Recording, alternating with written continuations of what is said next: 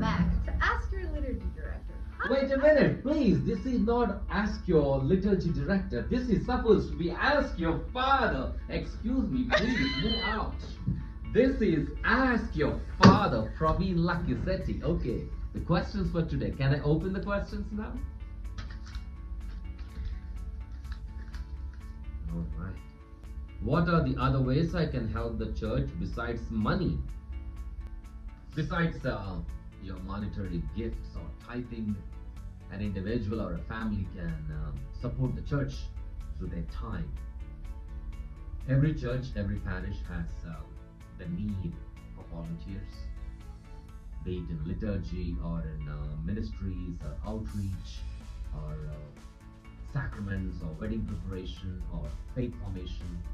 If you or your family have time and consider prayerfully joining in many of the ministries that any parish might have, and that's the way you can help and be very much part of the church's life.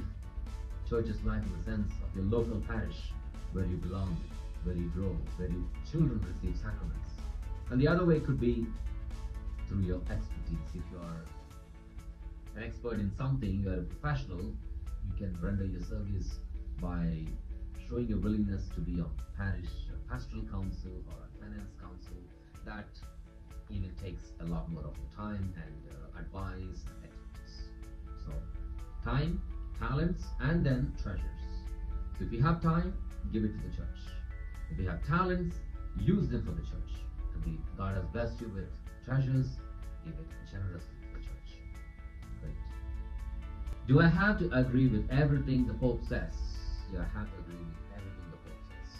Pope is the vicar of Christ on the earth.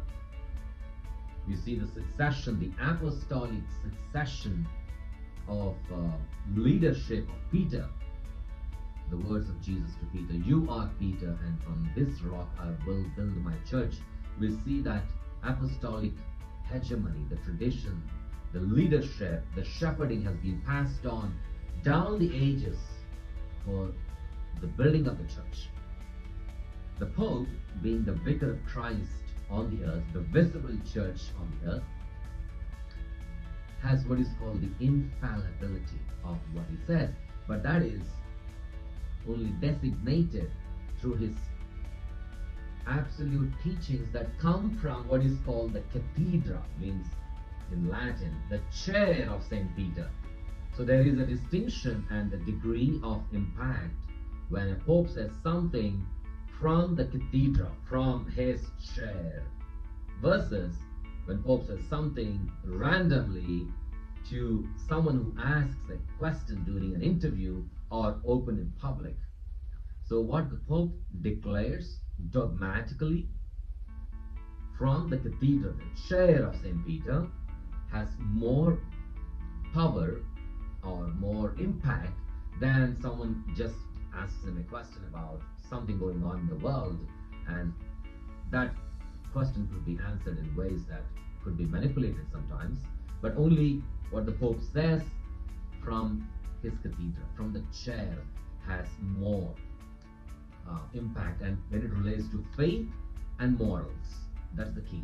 When it comes to the faith and morals, the word of the Pope, that has the consistency of the dogma, the tradition, the scriptures, and the entire canon of the church, that is when the words of the Pope are heavier, truthful, and that is what we are supposed to follow. But some take even the interviews of the Pope too seriously, and this, should I follow this? No, Pope must have just said it, just randomly, someone is asking, or someone is trying to put, nowadays how media has become too investigative in nature, to wait for something to follow from the mouth of the Pope or leader so that they can use those words against them. But for us Christian Catholics, when Pope says something from the cathedral regarding faith and morals, and that has to be dogmatically correct and inspired by the scripture